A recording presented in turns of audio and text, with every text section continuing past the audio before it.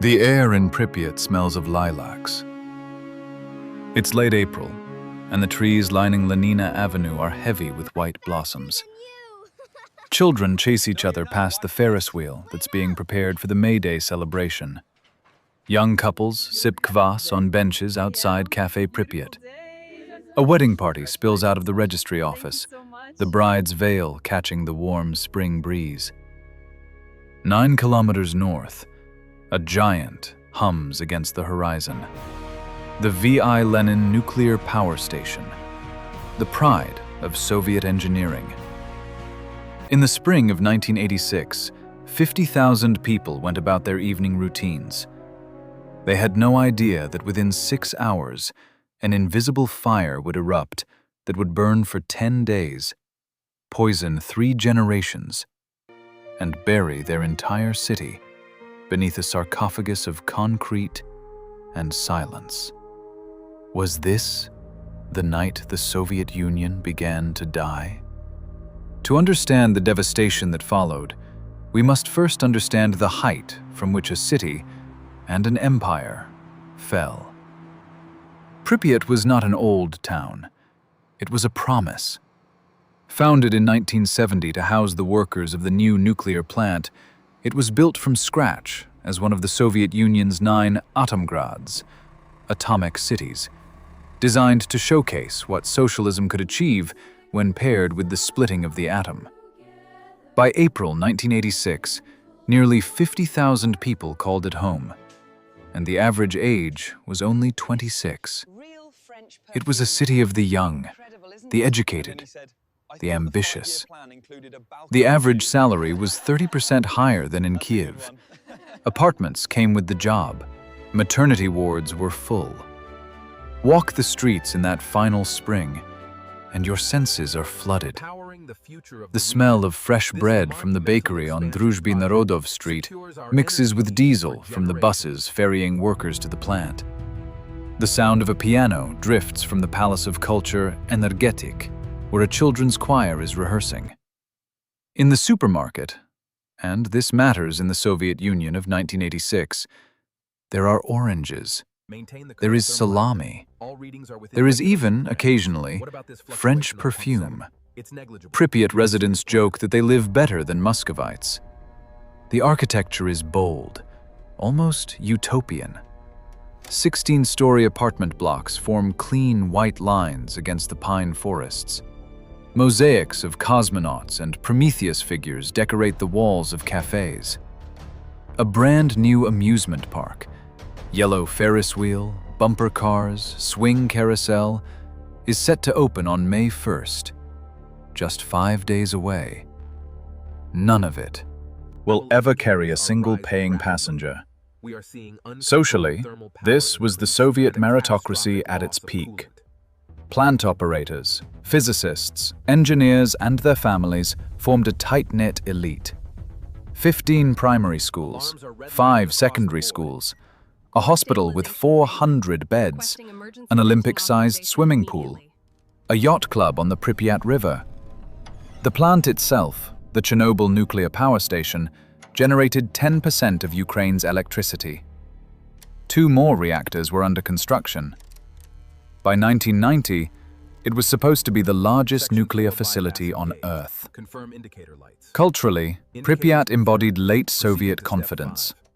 Its director, Viktor Brukhanov, had been awarded the Order of the October Revolution. The plant's chief engineer, Nikolai Fomin, had risen through the party ranks on the strength of one belief drilled into every Soviet engineer: a properly operated RBMK reactor cannot explode. Cannot. The state had said so. But this prosperity was a double-edged sword. The same systems that built Pripyat, the centralized planning, the culture of meeting quotas, the prohibition against admitting flaws in Soviet technology, were about to deliver an apocalypse the world had never imagined.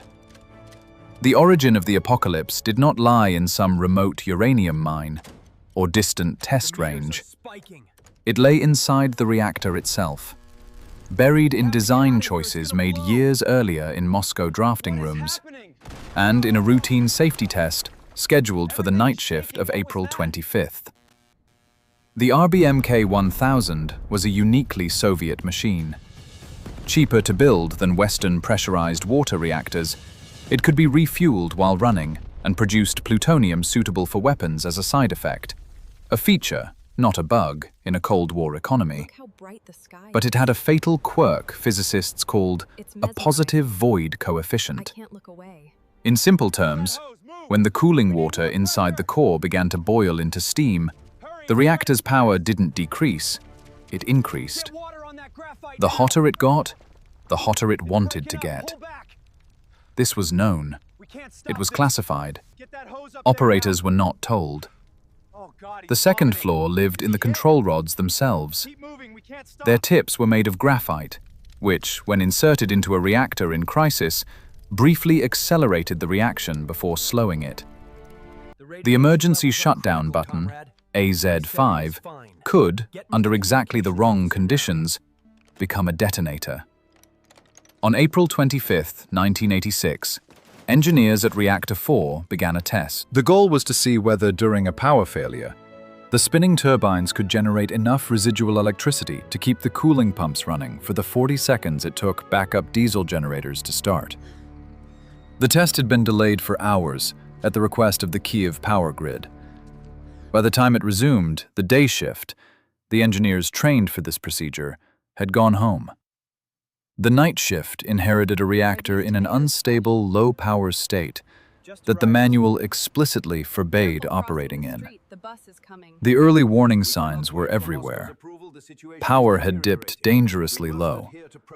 Xenon gas, a neutron poison, had built up in the core. Senior engineer Anatoly Dyatlov, a veteran with a reputation for bullying subordinates, ordered the test to proceed anyway.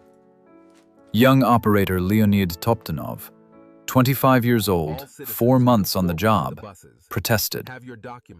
He was overruled. At 1:23:04 a.m. on April 26th, the test began. At 1:23:40, an operator pressed AZ5. What happened in the next 4 seconds would reshape the 20th century.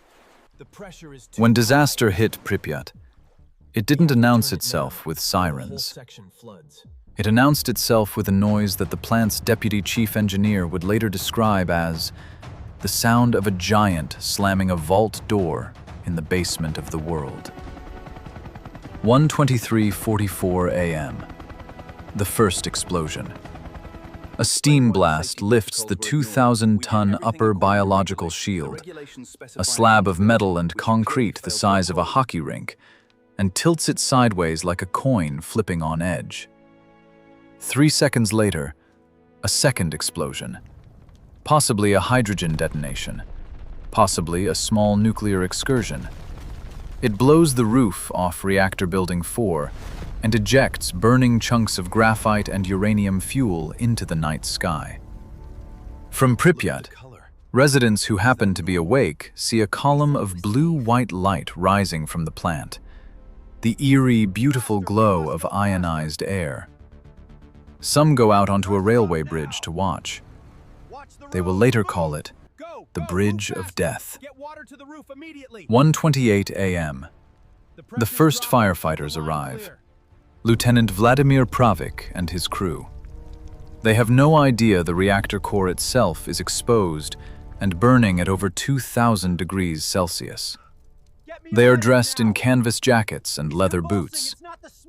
Within minutes, they are vomiting on the roof. Within 3 weeks, most of them will be dead. Pravik's eyes will reportedly turn from brown to blue from the radiation dose. 3 a.m. Director Brukhanov is informed. Receiving radiation readings he refuses to believe, he reports to Moscow that the reactor is intact and background radiation in Pripyat is normal. The dosimeters capable of reading higher levels are locked in a safe. The keys are missing. Dawn, April 26th. The sun rises on a Saturday morning in Pripyat. Children walk to school. Soccer games begin in the courtyards. A wedding takes place. The city's residents notice a strange metallic taste in the air, like sucking on a copper coin. Some develop sudden sunburns despite overcast skies. A few, walking dogs near the plant, see the column of smoke and assume there's been a fire. Nobody is told to stay indoors. Midday, Soviet officials begin arriving from Moscow. The first decisive figure is Valery Legasov, deputy director of the Kurchatov Institute. He flies over the reactor in a helicopter and sees, through the gaping wound in the building, a deep red glow. He does not need a dosimeter to know what it means. He whispers to a colleague, "It is Hiroshima." Evening, April 26th. 36 hours after the explosion, Pripyat's residents are still going about their lives. The decision to evacuate has been made, and unmade, repeatedly in Moscow, paralyzed by fear of admitting the scale of the disaster. April 27th, 2 p.m. The announcement finally comes over loudspeakers. "Attention, comrades. Due to the accident at the Chernobyl atomic energy station, unfavorable radiation conditions are developing. Temporary evacuation. You should take documents, essential personal items, and food for 3 days. Return is expected in 2 or 3 days." 1,100 buses arrive from Kyiv. In 3 hours and 50 minutes, 50,000 people leave the city of Pripyat. Pets are left behind.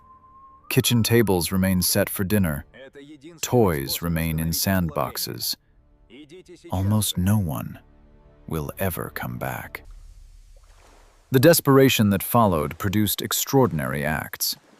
3 plant workers, Alexei Ananyenko, Valery Bespalov, and Boris Baranov, volunteered to dive into the flooded basement of the reactor to manually open valves that would prevent a steam explosion potentially capable of contaminating half of Europe.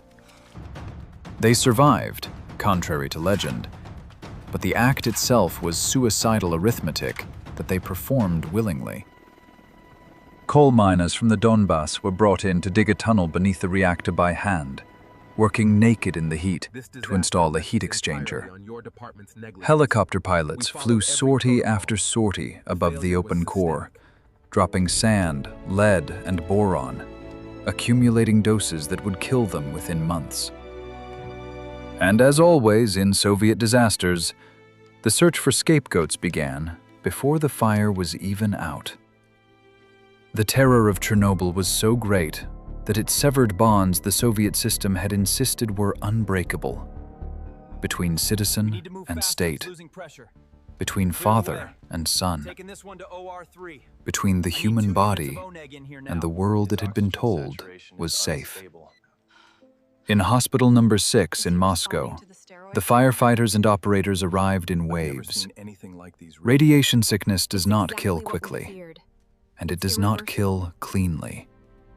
Doctors watched young men, many of them in their 20s, pass through phases the medical literature had only theorized about. First came the prodromal phase, violent vomiting, headaches, a paradoxical feeling of euphoria. Then, a brief recovery, the walking ghost phase, when patients felt almost well. Then their skin began to come off in sheets. Their internal organs liquefied. Their bone marrow stopped producing blood cells. The smell on the wards was unbearable. Nurses wore multiple masks and still wept in the corridors. Lyudmila Ignatenko, the wife of firefighter Vasily Ignatenko, was pregnant when she traveled to Moscow to be with her dying husband. She was told repeatedly that he was no longer a man. He was a radioactive object. She ignored every warning. She held him as his lungs filled with fragments of his own liver. Their daughter, born after his death, lived 4 hours. The doctors said the child had absorbed the radiation from her mother, and in doing so, had saved her mother's life. Lyudmila's testimony, recorded by Svetlana Alexievich, remains one of the most devastating documents of the 20th century. In the villages of Polesia, the response was older than the Soviet state itself. Babushkas refused to leave. They said they had survived Stalin, the Holodomor, and the Nazis, and they would not be driven from their land by an invisible enemy. They returned to the exclusion zone in defiance of soldiers and signs, drank water from their wells, ate vegetables from their gardens, and lived, many of them, for decades. Some are still there. The mass killings nobody talks about were of animals. Soldiers were sent through the abandoned villages with orders to shoot every dog and cat they encountered to prevent contaminated fur from leaving the zone. Many of those soldiers were boys of 19. Several drank themselves to death in the years that followed. One, a sniper named Sergei, told a journalist, "I shot a small dog. It crawled into a doghouse. I had to crawl in after it. It wagged its tail at me before I finished. After that, I stopped believing in God." The infrastructure of denial collapsed in slow motion. On April 28th, workers at the Forsmark nuclear plant in Sweden, over 1,000 kilometers away, set off radiation alarms walking into work. Investigators traced the contamination back to the USSR. Only then, with Western governments demanding answers, did Soviet state television admit, in a 20-second broadcast, that there had been an accident. The May Day parades in Kyiv proceeded as scheduled 3 days later. Children marched with flowers down streets soaked in cesium-137. Mikhail Gorbachev would later say this single decision, to hold the parade rather than alarm the public, was the moment he realized the system he led was incapable of telling the truth. Compared to other disasters of the 20th century, Chernobyl is strange. It killed fewer people in the immediate hours than Bhopal. It displaced fewer than a major flood. But it contaminated an area larger than Luxembourg, for a span measured not in years, but in centuries. And it did so with a poison that the human senses cannot detect. It was the first disaster in human history that operated entirely outside the perceptual world of the people it affected. You could be killed by Chernobyl on a clear, beautiful morning, with birds singing, and you would never know. By the autumn of 1986, the immediate fire was out. The reactor had been entombed in a hastily constructed sarcophagus of steel and concrete, built by workers, liquidators, who could spend no more than 90 seconds on the most contaminated sections of the roof. 600,000 people, mostly young soldiers and reservists, would eventually pass through the zone as liquidators. Their fates remain statistically opaque to this day. The official Soviet death toll was 31. The realistic toll, accounting for cancers, suicides, and shortened lifespans across the affected populations of Ukraine, Belarus, and Russia, is estimated by the WHO at around 4,000, by Greenpeace at over 90,000, and by some Ukrainian researchers at well over 150,000. The truth is, we will never know. The records were sealed, falsified, or never created. Economically, the disaster cost the USSR an estimated $235 billion over the decade that followed. Money the empire did not have. Gorbachev himself, writing 20 years later, identified Chernobyl, not Afghanistan, as the true cause of the Soviet collapse. The disaster destroyed the credibility of the state. It revealed glasnost as a necessity rather than a choice. It taught Ukrainians, in particular, that Moscow would let them die rather than admit a mistake. a lesson that would harden into national consciousness through 1991 and beyond. Socially, an entire vocabulary was born. Liquidator, samoselli, the self-settlers who returned. The zone. A generation of Belarusian and Ukrainian children grew up with thyroid scars from the cancers cesium had seeded in them. The disaster deformed art, literature, cinema. It produced Alexievich's Voices from Chernobyl, which won the Nobel Prize. It produced Tarkovsky's Spiritual Heirs. And it produced, eventually, the most-watched historical drama of the 21st century. There were transformations that some have called positive, though the word feels obscene. The exclusion zone, in the absence of humans, has become one of Europe's largest informal wildlife sanctuaries. Wolves, lynx, Przewalski's horses, brown bears. They roam streets where children once played. Forests have grown through bumper cars.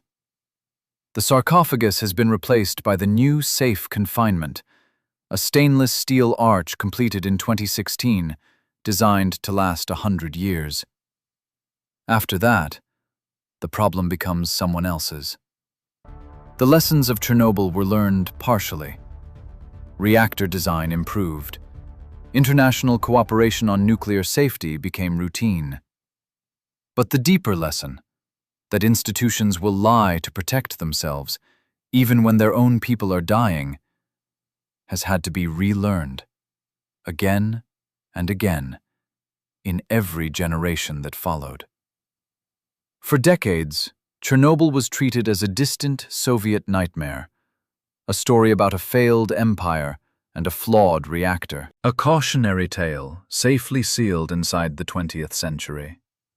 But in February 2022, Russian armored columns rolled across the Belarusian border directly through the exclusion zone, kicking up radioactive dust as they advanced toward Kyiv. Soldiers dug trenches in the Red Forest, the most contaminated woodland on Earth.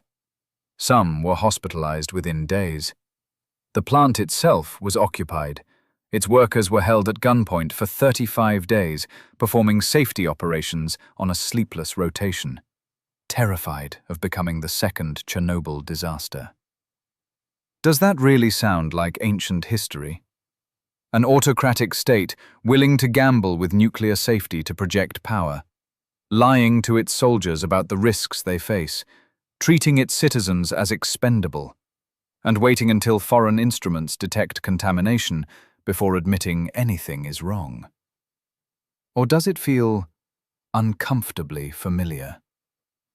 Chernobyl was a test of civilization, a test of whether a system built on lies could survive its own physics. It failed that test. And tests, as history keeps insisting, have a way of repeating. Anyways, I'm Kurum, watching the past bleed into the present. And together, we remember when time bled. I'll see you in the next era.